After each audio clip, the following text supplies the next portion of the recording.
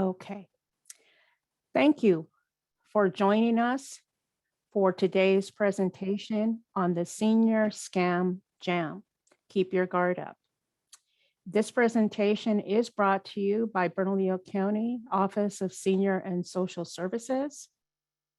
Our entity with Bernalillo County is that we offer different programs for our community, and we try to help those who are looking for resources and providing different types of programs for our community. We're very, very fortunate to be here. We do provide health and quality of life initiatives for the county, improving well-being, education, health, and family and community development. Another sponsor of this program is Moneysmart New Mexico. And Moneysmart New Mexico is a collaboration of organizations in the state, including businesses and trade organizations, financial institutions, schools, nonprofits, and they stress the importance of financial literacy and informing consumers and business owners where they can get financial help and educational seminars. So this is brought to you by both of these groups. Our speakers for today are Teresa Carson, Don Esquivel, Jeff Hall, George Kinnifick, and Becky Morgan. The biographies of our speakers were sent to you yesterday. We're very pleased to have them.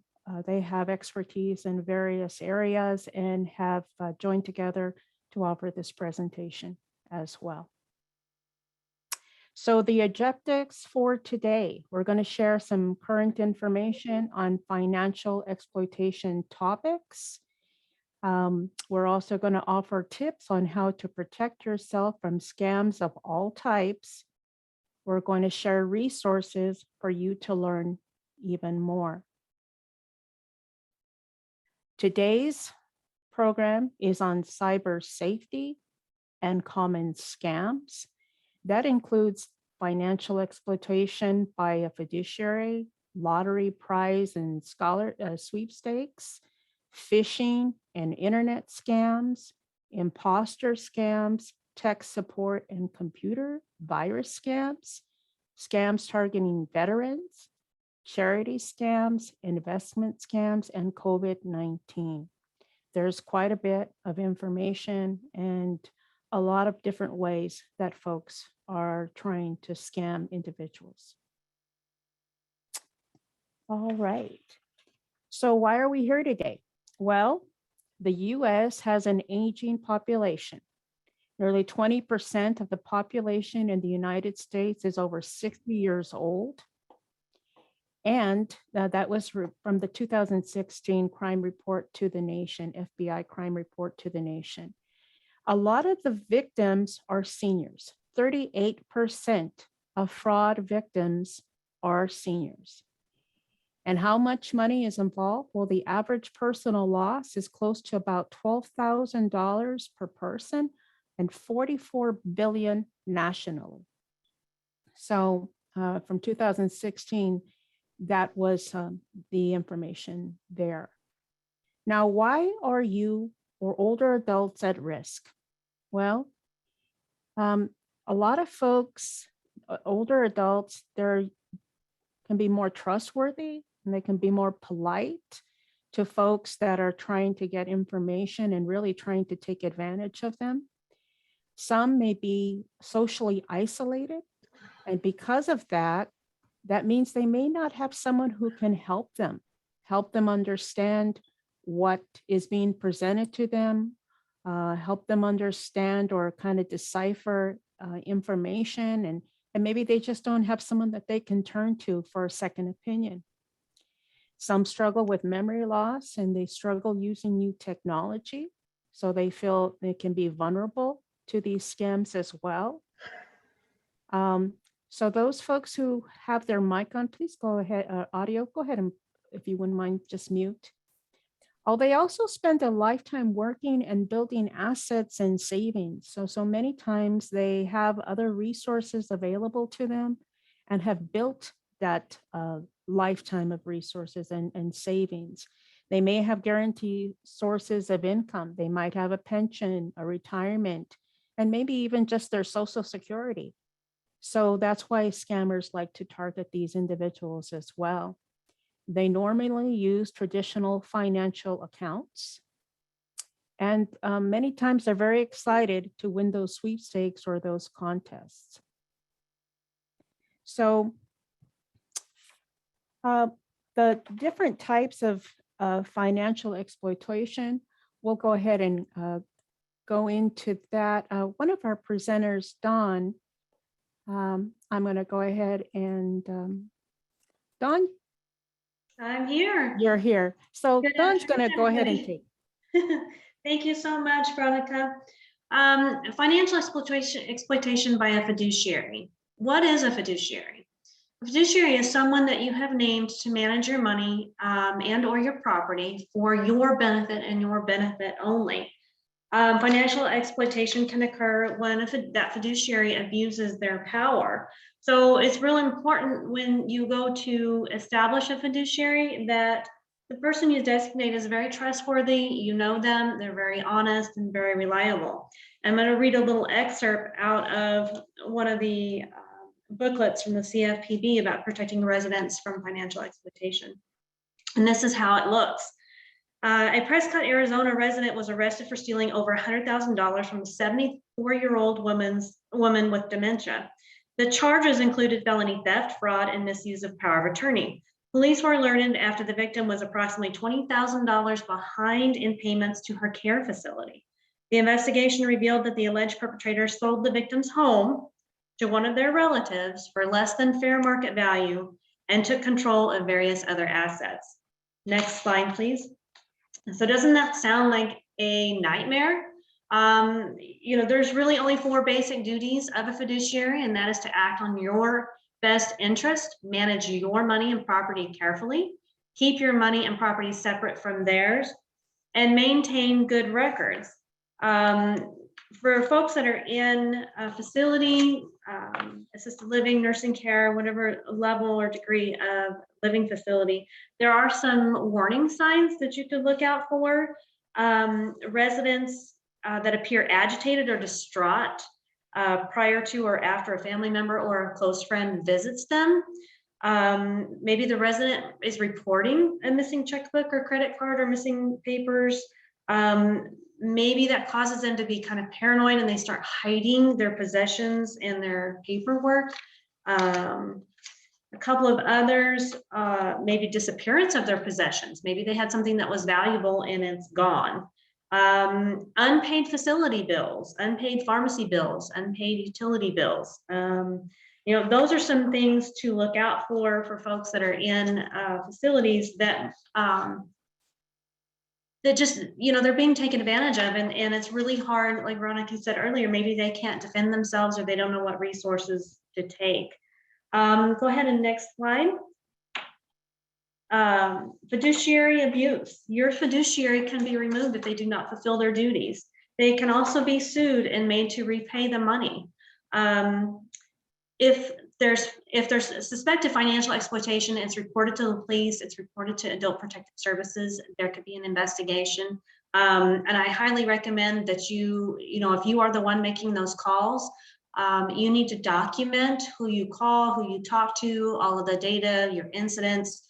And if it's a living facility, they should have an ombudsman that you could also contact to help be an advocate for that client. I believe Jeff is going to go over the sweepstakes scams. Now over to Jeff. Hey, thanks, Don. And thank you all for being here today. I hope you all can hear me well, as well as see the screen. So we are going to be talking about lottery prize and sweepstakes scams. And these, a lot of times, come over through the phone or through the mail, saying that you've won a sweepstakes or some type of grant that you've never heard of before, you've never applied for it, but you won it. So it's really exciting. but definitely you have to make sure that you use caution whenever you're receiving an award or a prize that you never applied for and you've never heard of before. Typically what you'll see there, and some red flags to look out for, is you're asked to pay a fee or taxes, or to provide some type of verification of your identity, such as through a bank account number. Again, if it's a little iffy, you're questioning it, definitely good to reach out and get a second opinion on the validity of it. Sorry. Now, another type of scam is called a phishing scam. This is typically through your email, and it is very targeted. That is what a phishing scam is it's an email that's targeted directly to you. It'll typically use personal information like your name, or anything that they can obtain from public records. It'll mainly come from an email from somebody that you recognize. A lot of times in my experience, it's been, for instance, like a CEO of the company that I work for that sends an email to us asking us to download something, or asking us to click a link or an attachment. Do not. And again, the rule of thumb here is, if you question it, always good to take a pause, take a second, and then to evaluate it further to see whether or not it's true. The example that I used with the CEO actually doesn't work for this company anymore. So very odd that he was sending emails out when he doesn't work here anymore. So that told me that it was a phishing scam, and I forwarded it to my IT professional at that point. Now, protecting yourself from phishing and other internet scams, here are some good tips that you can follow in order to do that. Use a trusted internet service provider services, and definitely make sure that you have good security software, and make sure that it's up to date. Typically, whenever you download any type of software or any type of program to your computer, it requires constant updates, either monthly, quarterly, or yearly. But you want to make sure that it is up to date, because they will update it in accordance with new security threats and new scams as they happen. Definitely do not email financial information or account numbers. And I know that it's a little tricky because we utilize those account numbers online for paying bills, different things like that. But it's definitely important that, if you are ever asked for financial information or account numbers, typically you're taken to a secure site, and you'll see up in your browser, it'll say secured site. Or when you're going to a secured site, typically you'll have to click a link and it'll say redirecting you to a secured site. And only then are you able to share some financial information. But be very cautious about opening attachments and or downloading files from emails, regardless of who sent them.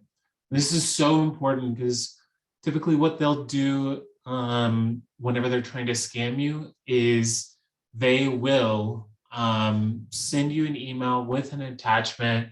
And once you download that attachment, it puts a virus on your computer that can allow them to access any and all information that you have on your computer. So definitely be careful about that. And another way that you can protect yourself is using passwords that are hard to guess. And having different passwords for different systems is always ideal. You want to think about it sort of like you're just trying to make it harder for them to access your personal information. So the more barriers, the more twists and turns that you put on there makes it harder for them to access that information, and thus makes it less likely for you to fall victim to that scam.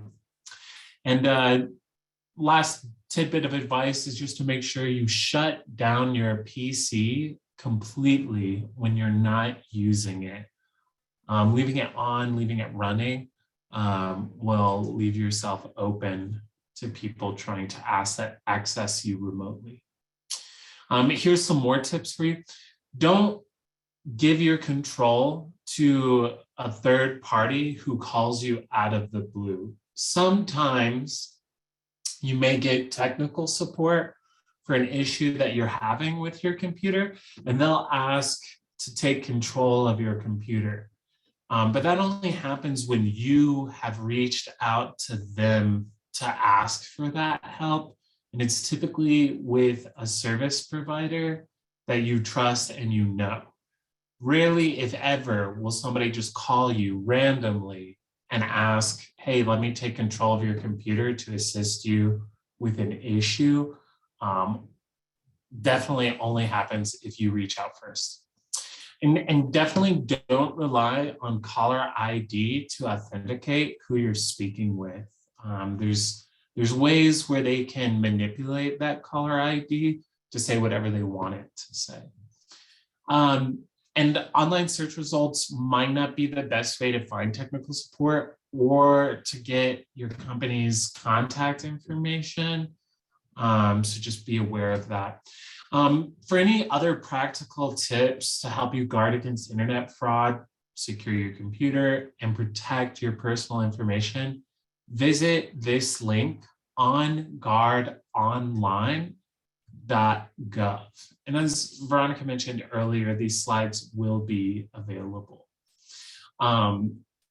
If you believe you are the victim of an internet crime or aware of an internet crime, you only file a complaint with the Federal Bureau of Investigation's Internet Crime Complaint Center at ic3.gov. Now, there's another version of scams, which we kind of spoke towards in the last slide, and that's imposter scam. Somebody presenting themselves to you in order to elicit a response. And typically, a lot of scams will try to pose as a government agency, such as IRS or Social Security. Sometimes even myself have received a call, maybe some of you have too, where they say, this is the Social Security Administration, and it's typically a robot saying that this is the Social Security Administration and that they needed to speak to me immediately about an issue of fraud or somebody using my Social Security information, and for me to press 1 to speak with an agent to resolve it immediately. You will never get a call out of the blue from the IRS or the Social Security Administration. Typically, they will send you a letter through the mail if they are trying to get in touch with you and contact you, not through a random call out of the blue.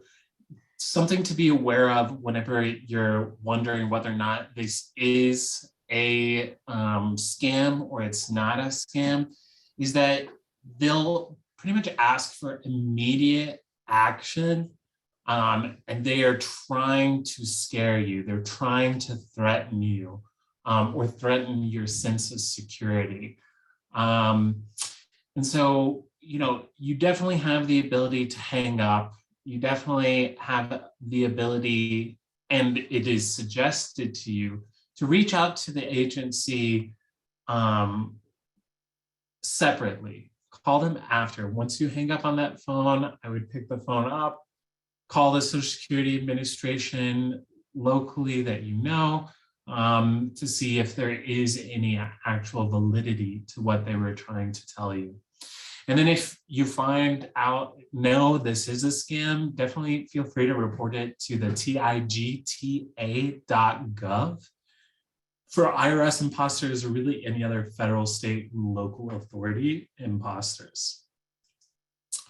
Again, if you want more information on various IRS tax scams, you can go to the irs.gov/uac/tax-scams-consumer-alerts. Then there's various business scams. Sometimes it'll be through email or through the mail or over the phone, where they'll reach out to you, say as your public service company, where they're trying to talk to you about how your utilities may be getting closed down, and that you need to give them a payment right now over the phone in order to avoid a disconnection. Something to recognize in that is in any instance, if you are facing like a termination of service from whatever company or organization it is, rarely, if ever, do they expect immediate action in the moment. They typically will give you a timeline of when you can respond or correct that action by. So something to look out for whenever you are, or if you ever receive calls like that, or any type of contact similar. Now, definitely, again, same thing. If you feel like it's not the reality of it, you can definitely refuse and hang up the phone and call the business as you know, or the way that you typically would contact them. So for instance, if I got a call from, the gas company saying that I needed to give them my account information immediately in order to avoid disconnecting of my gas services, I would hang up the phone and then I would just call, for me, it would be the gas company in New Mexico, and then I would just verify that I do have an outstanding bill that needs to be paid. And trust me, if you are facing disconnect, they will give you as many opportunities as possible to pay that off. And again, if you find out that they are federal, state, or local authorities that are being fraudulently represented to you, you can report it to ic3.gov. And this is a very common imposter scam, is imposter scams that come from somebody in your family or somebody that you know personally. For instance, my grandfather was called, this was a few years ago, but he was called from me, or I guess from somebody posing as me, saying that I was in jail in Florida, and that I needed some money to get out of jail in Florida. And my papa had a few questions about that, but he definitely had the sense to pick up the phone and to call my phone first and ask me, "Are you in jail? Are you in Florida?" I was like, "No, I'm neither of those things."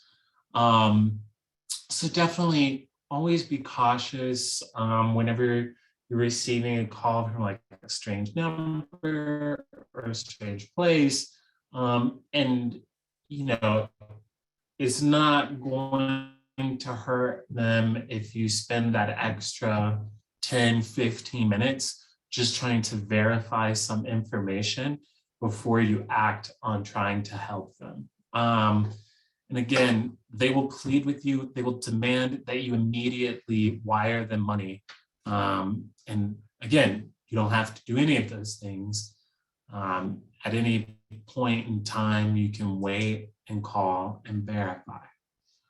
Now, this is the trickiest internet scam, in my opinion, is a tech support computer virus scam. And typically how this will happen is it'll be a pop-up on your internet browser. So Internet Explorer or Mozilla Firefox, whatever you're using, it'll pop up and it'll say, oh no, you have a scam.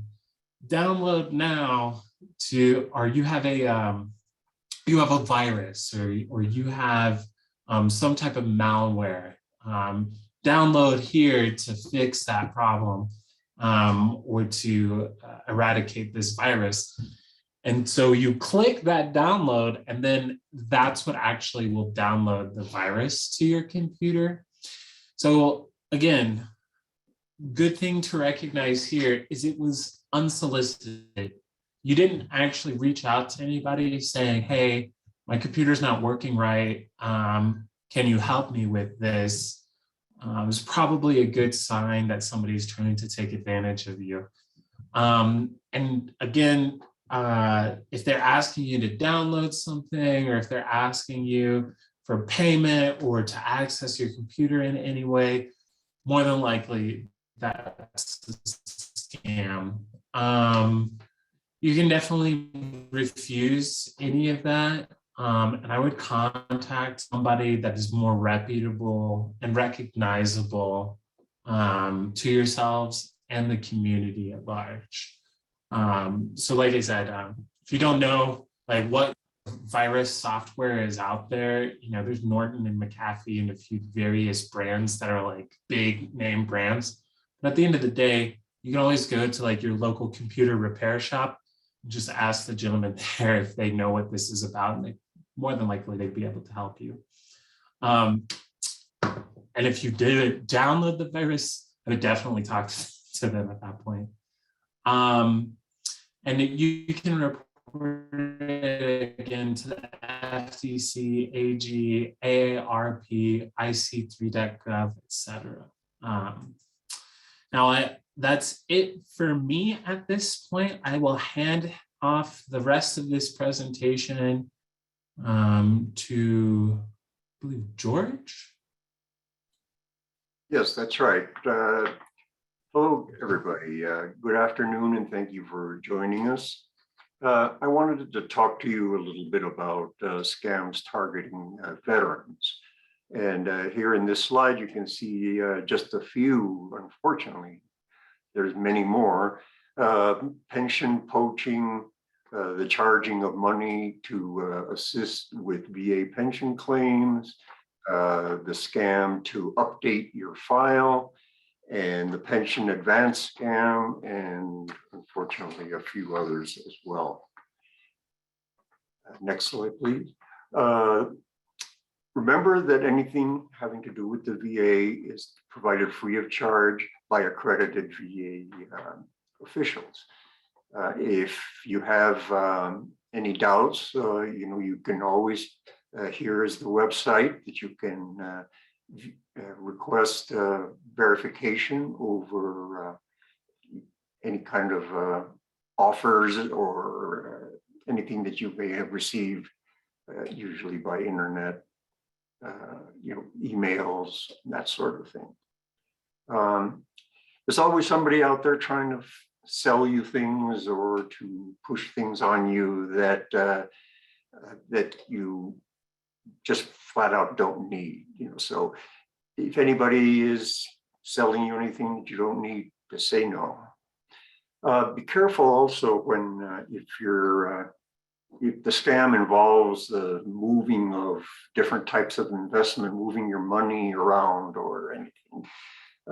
It could have tax implications for you that could affect your eligibility for Medicaid if that is something that you are currently enrolled in. This is kind of a good rule for any kind of this. Do not allow anybody to gain access to your accounts, whether they're your benefit accounts or your bank accounts or your investment accounts or anything. Just do not do that. Remember that if you do have any kind of an obligation through some lender, they cannot take your benefits as collateral or take them from you in the event of default. If you do have any kind of a relationship with some sort of a lender, presumably the online type, just do not do life insurance policies, and definitely not with naming them as the beneficiary. Of course, you should always, just general good practice is to avoid expensive loans, the ones that have high fees and unreasonable interest rates. Do not sign over control of your benefits. This is, if you do that, it's gone, you've lost it, and you just do not want to be in that sort of a situation. If there is insurance being offered, make sure you need it. You know, if you already have any or you don't have a need for insurance, then don't buy it. Just say no.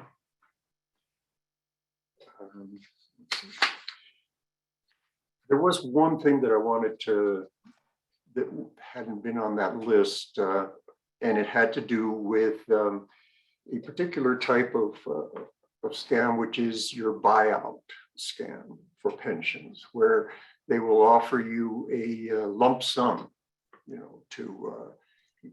for the lifetime of your benefits. They'll give it to you in one lump sum right now. If you really don't have to do that, you really shouldn't. There's oftentimes, even in the best of cases, those are very, they have a lot of strings attached to them. They have high fees and hidden fees and interest that is unreasonable, and it's just usually not a good deal, not something that you should look into or consider. Next slide.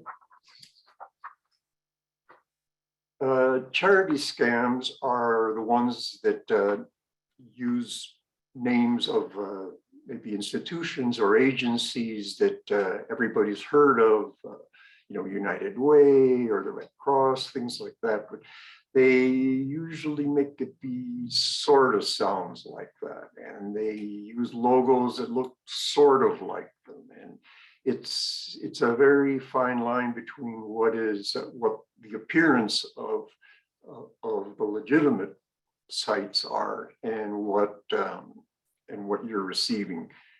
These a lot of these will come through as through your website, through your browser.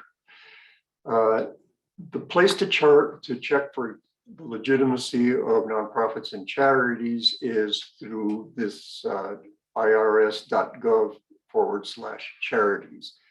Every nonprofit and charitable group needs to register with them and supply every year with 990s. And if you don't find the 990, then it's because they're not there.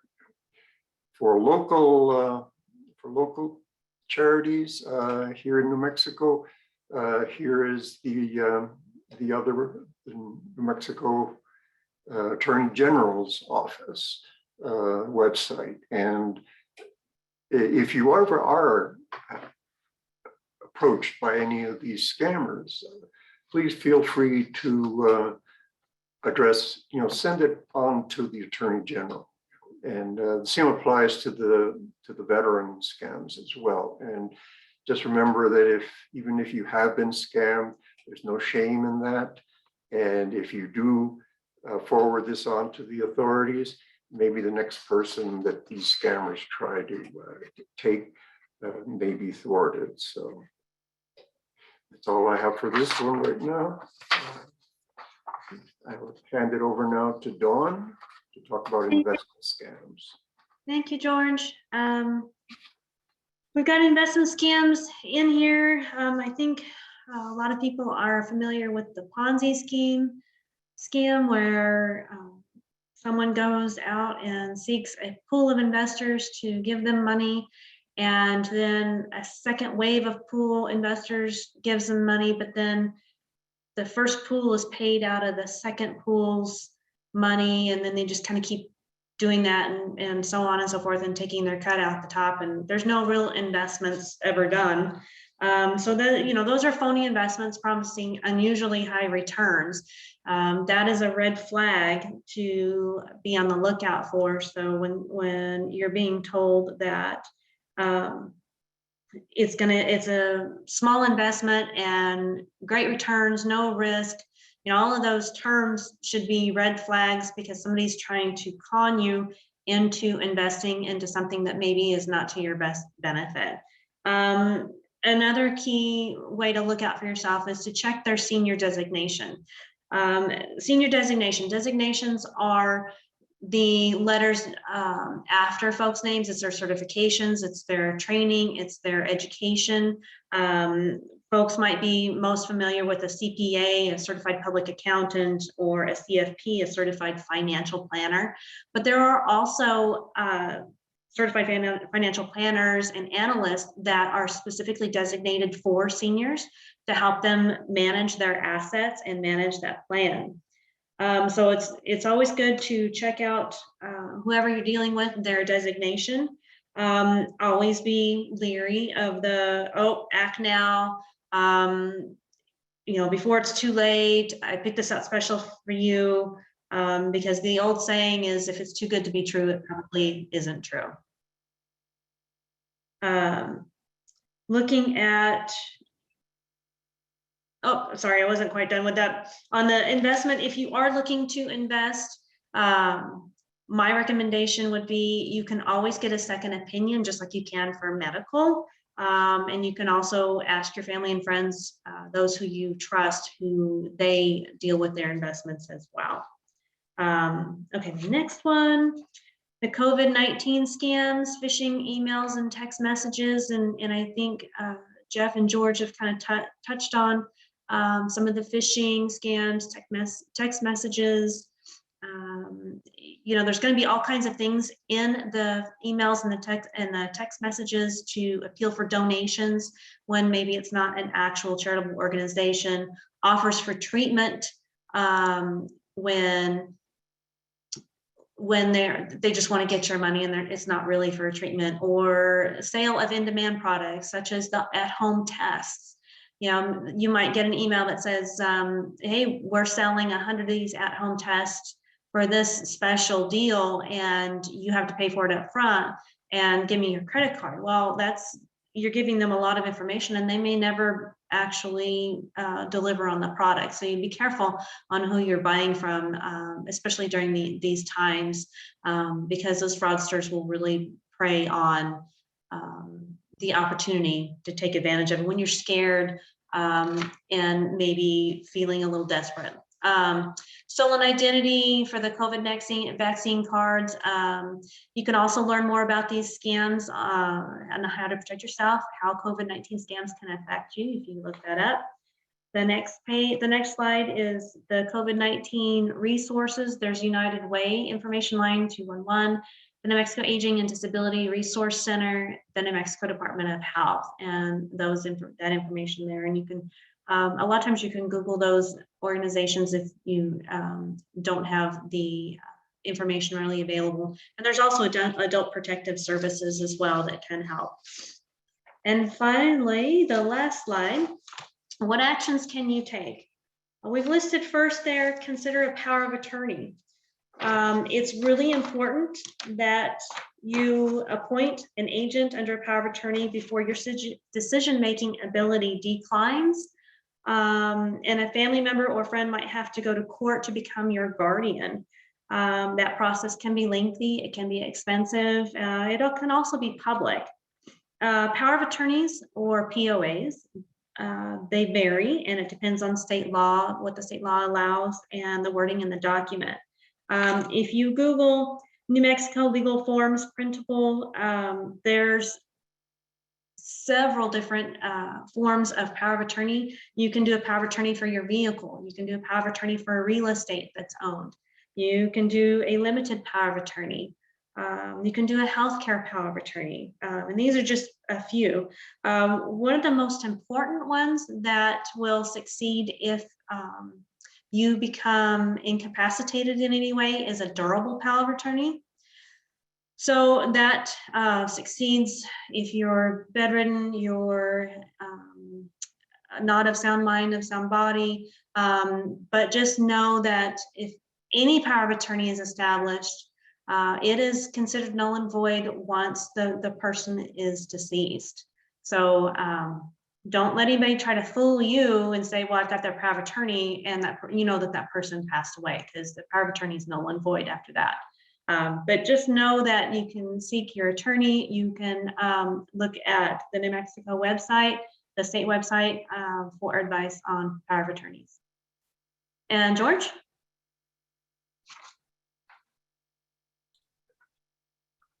So telemarketers are just one of these things that we all have to live with, and we wish we didn't have to, but there are rules, what they're allowed to do and what they're not allowed to do.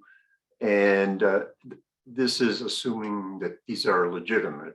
They may be obnoxious, but they may be also legitimate and just really out to do their business. So the rules are, that they cannot pressure you, they cannot call you past certain times. There's quite a list of them. But the point here is that if there are scammers, they will be pressuring you, and they'll be mostly the urgency of conducting or closing the deal right away, and a telemarketer will never do that. So just be aware, that there is a difference. The next bullet that I wanted to speak to a little is the adoption of loss prevention procedures if you do invest in something.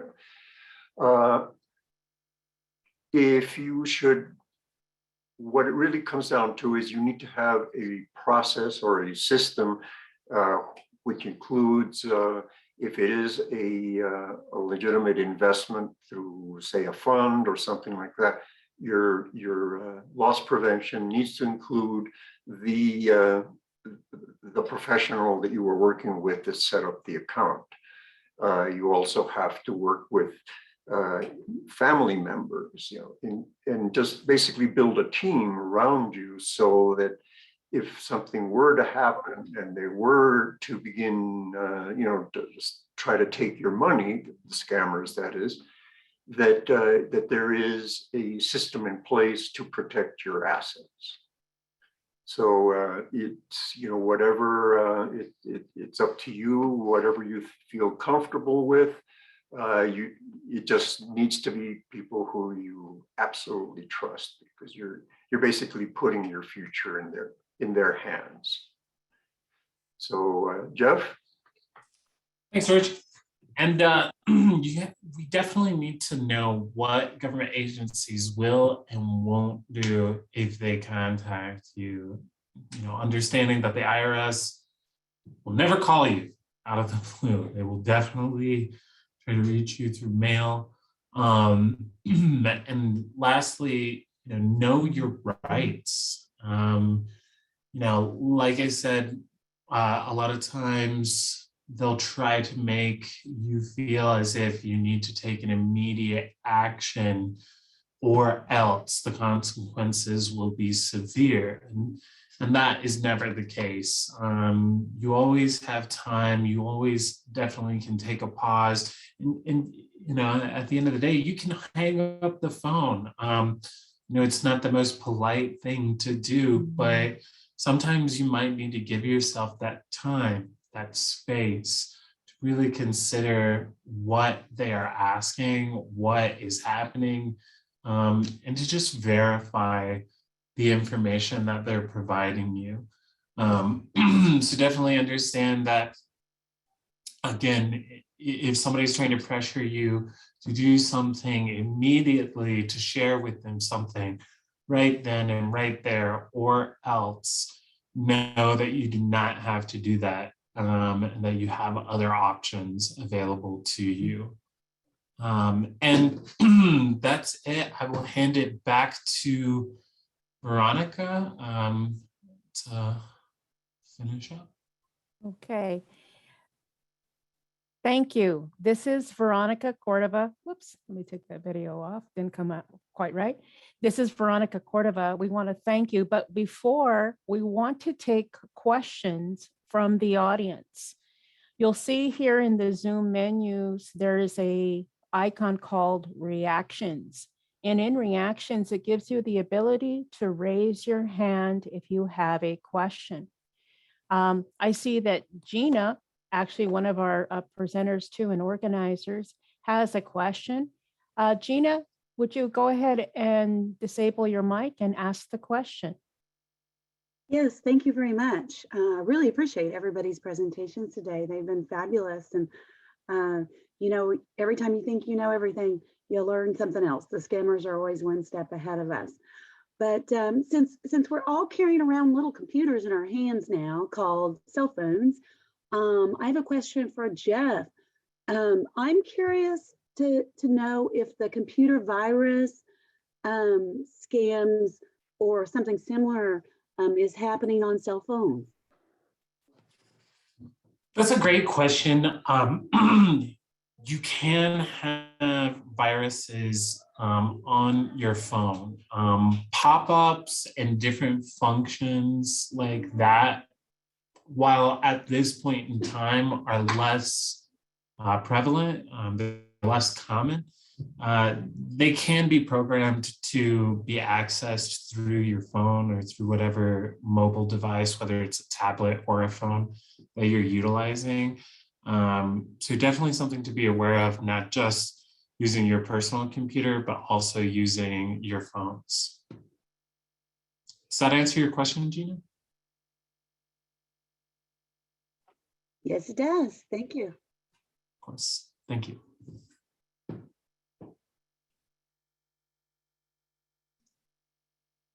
I see that Dan has a hand raised.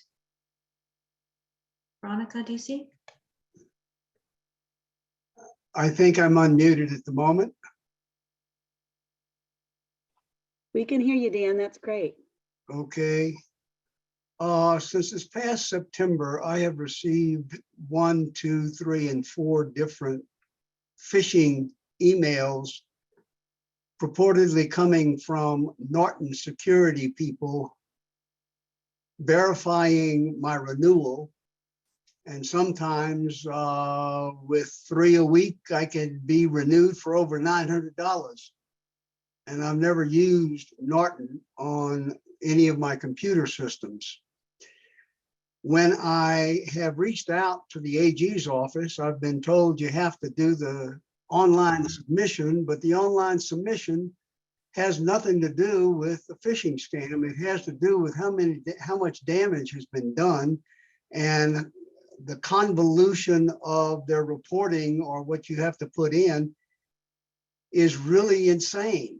So I'm not sure what to do with this. What I have done is printed them out and immediately deleted them. I'll take any advice anybody's got.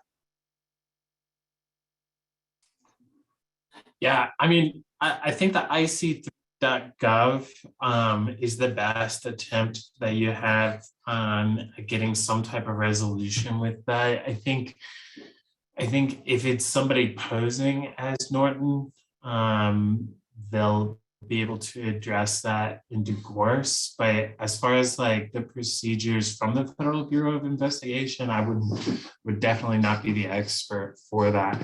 I think my advice to you, Dan, is to report. And it sounds like you're doing the right thing. You're not paying out. You're not giving any personal information to them. And that's the best thing. Like, scammers will typically just keep trying almost to be annoying at certain points and keep trying to get that personal information from you and get that bank information from you. And so you can report, and whatever the Federal Bureau of Investigation does is on them.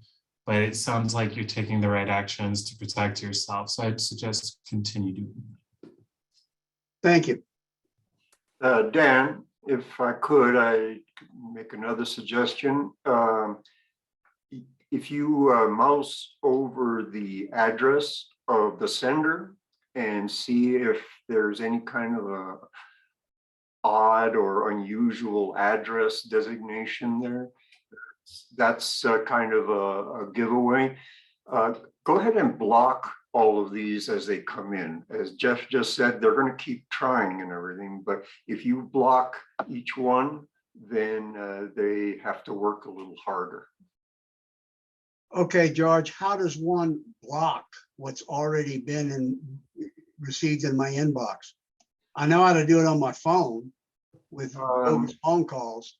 Yeah, well, you would go through your settings on your if you're on your computer, Right.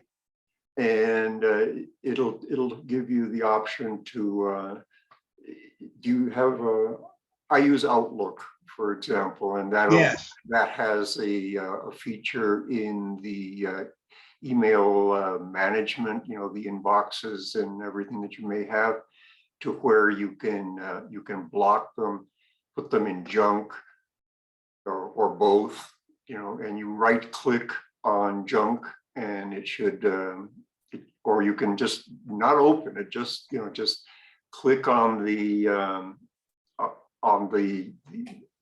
address just once, because 2 clicks opens, right? So 1 click and then you right click and it'll give you a little dialog box that says you can block that. Okay, I'll get with my computer guy to have him help me with that, because I do not want to open up any of those into my machine at all. You're absolutely right. Yes. All right. Good luck with that. Thank you, George. Thank you, Jeff. Great.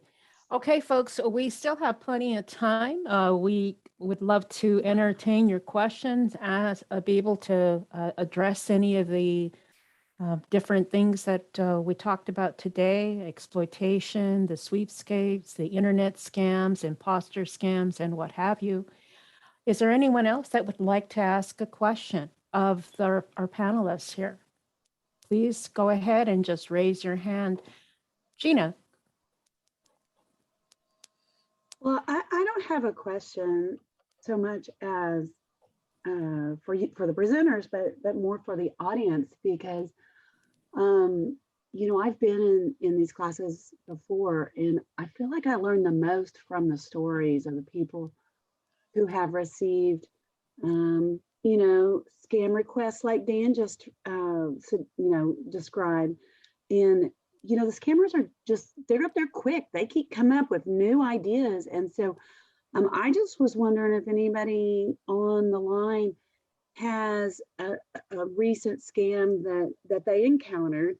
You know, you can, it doesn't have to be you, but a friend or a relative. You know, maybe if you could tell us about a scam that you heard of recently, it could enlighten the rest of us before somebody becomes a victim. So I guess I was just trying to pick everybody's brain to see if anybody had something new that they've heard about. We have an individual, Joel, I believe, wanted to ask a question. I don't know if he was going to address the one you just answered or asked, Gina, but Joel, if you'd like to go ahead and ask your question. Sure.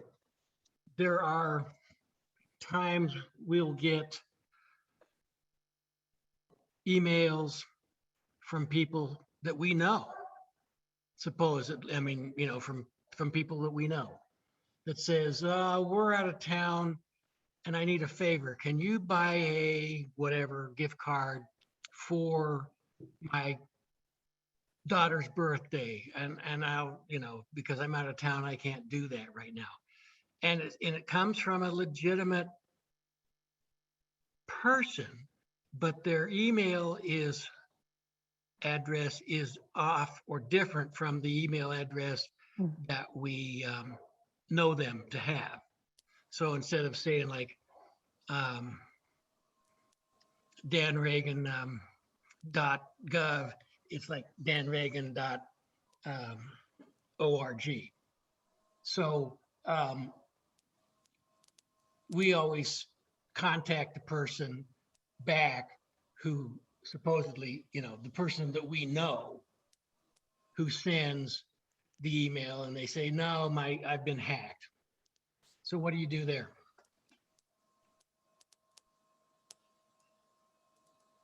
Well, I think you did the right thing. If this was a friend of yours, then why didn't they just call you with a request, right? Correct. So just delete them, just delete them. And I mean, there's really not, unfortunately, not anything that we can do to prevent that sort of thing happening. Most of the mechanisms are designed to deal with what happens if there is if they do get in and they do take your money and everything, then there's all different things that can be done. But as far as just this bothersome kind of phishing and things, there's very little we can do other than just stay alert and just delete them as they come in. I get them all the time as well, by phone. I get them by my personal email, although not as much, and through my office, my business email, which is a little open. One of the things you can also think about doing is restricting who you'll take messages from. You can basically a contact list, but be alert, and just, if it doesn't smell right, it probably isn't. We have another question from Philip Thomas. Philip, would you like to go ahead and ask your question? Yes. Hi, everybody. Thanks for presenting this presentation today. My question is kind of a general one. You sort of touched on it earlier in the presentation, and I apologize for not being exactly sure to whom this quote. And I realize it's not 1978, it's 2022, and it's been decades now that many forms of commerce now and personal financial management to greater or less degrees takes place online. It's just the way it is. Whether you're buying something on Amazon or paying a bill online, or even just logging into your checking account online platform to check it, whatever it may be. That being said, as it pertains to online scams, and specifically the likelihood that a victim of such crime could fit a profile that might make them more likely to be subject to that kind of violation. Are there general guidelines that you recommend within rule by any given individual to make one less likely to be victims of online scam activity? Certain online activities that in and of themselves are okay, but that could put you in an orbit where you would come to a scammer's attention. Are there things that, again, within reason, and to the extent that it's doable, that you would recommend we avoid? based on the extent to which you think doing so makes us more likely to be in the orbit and viewable by scammers.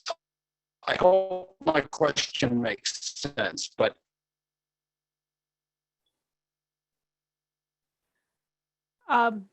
Philip, we did get your question.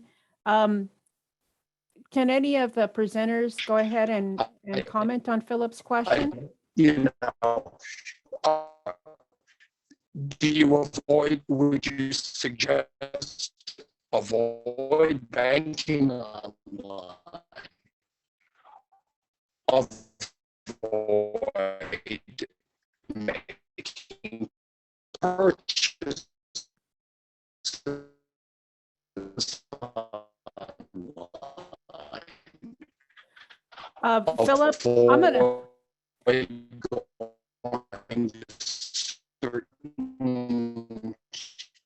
Can folks hear me okay? I'm sorry. Veronica, we can hear you, but we're having a really hard time understanding Philip. Okay. Again, I'm speaking in a theoretical sense, but are we more likely? Philip, I'm going to ask you to mute just for a minute. We're having some problems with your audio. It's kind of real sketchy.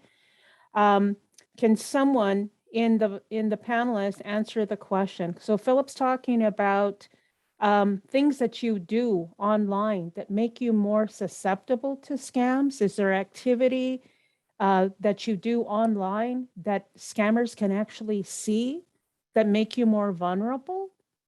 Sure. This is Dawn. I wanted to mention, if you use your online bill pay with your financial institution where you have your accounts at, banks have to have a lot of firewalls and a lot of security in place in order for you to be able to use online banking services for your account. Although credit card companies and utility companies and other companies allow you to go to their website and make payments. But a lot of times, if you're going to their website and either entering in your credit card number or your account number for them to direct debit your account, that's that many more places you're putting out your account information. And so it's a little more susceptible to being compromised. So my recommendation is that you use, when paying your bills, you use your banking institution or credit union institution bill pay system to pay those bills, or possibly calling them over the phone to make a credit card payment or a payment out of directly out of your account, as opposed to going to those different websites. I hope I've answered the question, because personally, I just think if you're putting out your account number, your credit card number to all these different websites, you're a little more likely to be compromised. I hope that answered the question. If not, Philip, if you could put your question in the chat box, since we were having a little audio difficulty hearing you. Okay, we have a question from Maureen Siegel. Maureen? Hi, it's a couple of things. You asked for scams. One that I was aware of a few years ago, they were sending clergy people from my religion using their names and saying that they would like gift cards to give to people in the hospital, and so can't do it because they're sick right now. And I did pull up the institutions, and of course it was a scam. But that was one that was out there. Another thing is what you're saying about Hoover the Mouse. A friend of mine told me to do that. And I've noticed some really weird addresses that do not belong to companies. And also sometimes the print will be different than the ones you normally get from those companies. The typeface will be a little bit different. I have a question for myself. I've been getting some very strange text messages that make me feel uncomfortable. I don't want to click to open them, and I don't know how to eliminate them or block them. I was wondering if anybody could advise. That's for my phone.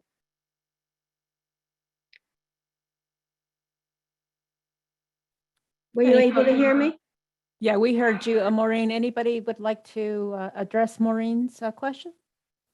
Hi, Maureen. I can try to help you with this. I mean, I'm not sure what phone you're using or what your service provider is. But I could say that for most, if not all phone providers, if you go into the text message, you should be fine. You can open the text message and nothing will happen to you. But for me, and I'm on an Android phone, all I have to do is go in and there'll be 3 little dots next to the phone number. I click those 3 little dots and then I can select them as a person or as a contact. And then at the bottom, it'll have an option to block them from sending messages again. And again, it might be different if you're using an Apple phone, or depending upon your service provider, it might be different from, say, Verizon to AT&T. But I would say a good resource is your service provider, wherever you bought your phone from, just to ask them to walk you through that steps. That would be a good trusted technical assistance source that I would use. Okay. We have another question from Andrea Lopez. Andrea, would you go ahead and ask your question?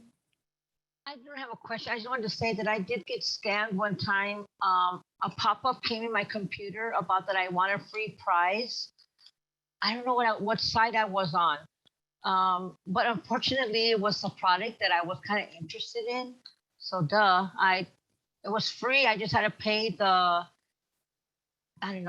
shipping or something. But then they started taking out, sending me more things and taking out more money for things I didn't want. As when I went to the bank, I finally went to the bank to change my card, and she said, "Oh, you've been scammed. The bank can research for you, and if we think you've been, we'll give you your money back." And so they did a research. I got a big old pamphlet from the big old report, and it showed that I had clicked yes or whatever, which I remember trying to get off of it. When it came up, I kept pressing no, and I couldn't get off the thing. And so the bank determined that I had approved it, but I changed my card and then I stopped getting the product. So I don't know. I guess that's kind of a scam that I got into. I just wanted someone asked about if anybody had been scammed. Yeah, thank you for that, Andrea. We appreciate you doing that. And I know that I've done the same. I might order something, shipping, it's just the shipping, but the fine print is that they'll continue sending you orders unless you cancel. So those are just things, just look at the fine print and the details. Thank you for responding. We have, I think Maureen wanted to ask another question. Maureen? Yes, it's in line with Andrea and your comment. Another thing that I've gotten, they've been very busy, these people, is thank you for your order, and you haven't ordered anything, and you'll be getting it at such and such time. I haven't ordered them, and I really don't want to open anything. I don't want them to know that that's either an active email or an active phone number. Any suggestions or what I should do with things like that you haven't ordered? It may or may not be something they're actually going to send to you because I haven't acknowledged it. Maureen, was it on your cell phone or was it in your email? I think it was on my cell phone. Well, your cell phone, kind of like what Jeff said a few minutes ago, is maybe check with your service provider to see how you can block those text messages and or phone calls. Because that's one of the red flags for charity scams as well, is they'll say, oh, thank you for your donation, when you haven't actually donated. Or the sweepstakes scam, you've won this prize, but yet you haven't even entered the contest. So I would check with your service provider, like Jeff said, to see how you can block those text messages or phone calls. Thank you. And I want to ask you, this is a question for a friend of mine. She wasn't able to make the session today. Is there any way that maybe you could, that is recorded, that I could share the site with her? Oh, most definitely. Yeah. Okay. Yeah. Thank Well, you so much. yeah, we'll be sending the link to the recorded version later today. And that way you folks can continue to look at it. They can take any notes. They can have the references to information that was shared. And definitely getting it out to others is really important. It's very relevant to everybody and not just older adults. There was a Joel who had asked Philip, who had asked the question.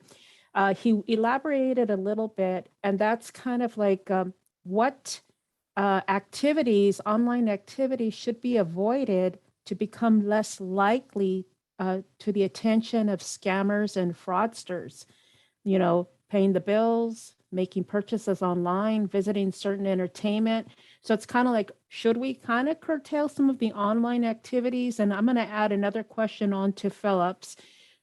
Is this where those virtual private networks are good environments to work from?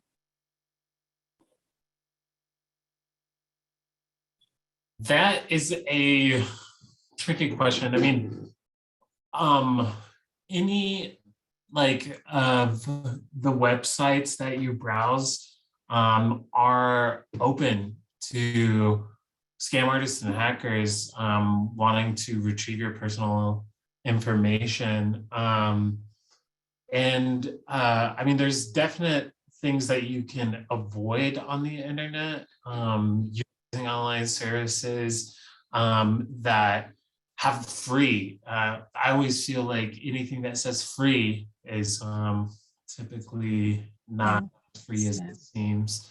But then also, you know, if you can, there's definitely various websites that you can go into just to verify whether it is a scam. But something that I always like to do is if I'm ever uncertain, I'll always type in the name of the company or the name of the website, whatever it is, into Google, and then next to that, I'll type scam or type review or anything like that. And you'll typically get a lot of information from Google of people who have already been a victim of that scam or a victim of whatever phishing attempt. So they'll definitely comment that, and that can give you some bearing. But yeah, like I said, the internet's a tricky place. And while it's wonderful in its utilization and ease of access, all of that freedom definitely does come with security risks. So just be cautious. Use your judgment, I would say. We have a question from, thank you for that, Jeff. We have a question from Sylvia Wilson. Sylvia, would you like to ask your question? It's more like a comment. Can you all hear me? Yes. Okay, it's more like a comment. A couple of years ago, I put gas in those Lunas on my way out of town. And I didn't realize that somebody had, I guess, like maybe had a machine or something. And before I knew it, what they had been doing is that they were filling up several people's gas tank and giving them like a discount. So I ended up like with $500 withdrawn in my bank. At the same time, there was $500 in skiing equipment being bought in Idaho, which I don't ski and I don't live in Idaho. I live in Rio Rancho. And I quickly contacted Bank of America, and they said, well, you're just going to have to put up with it till we investigate. In the meantime, I was out like more than $1,000. And so I'm just wanting to tell everybody, be careful when you I mean, I'm always checking now my bank statement, my bank accounts. I save my receipts, and I know sometimes it's overkill, but after it happens to you, you're kind of cautious from there, or you should be. Thank you. Thank you for sharing that, Sylvia. Would you, to our presenters, would you suggest that folks, when they are like gassing up and they normally use their debit card, that they actually do the transaction as a credit as opposed to a debit? Good question. Yeah, this is Dawn. Well, first and foremost, when you're going to go use a gas pump or an ATM, anywhere where you're going to be entering in your card, check out the machine to see if something's been added on the outside of it, because fraudsters do have card readers and they will attach them to the outside of the gas pump or the outside of the ATM, and then be parked in a car or something like that, not too far away, with their machine in the car that's reading the card, the numbers, the information, the PIN number that you're entering in, and or the zip code that you're entering in at the gas pump. So it is something that you have to be fairly careful about. Gosh, I prefer to use it as a credit as opposed to a debit, only because it takes a little bit longer for it to post to the account, whereas the debit comes out a lot faster.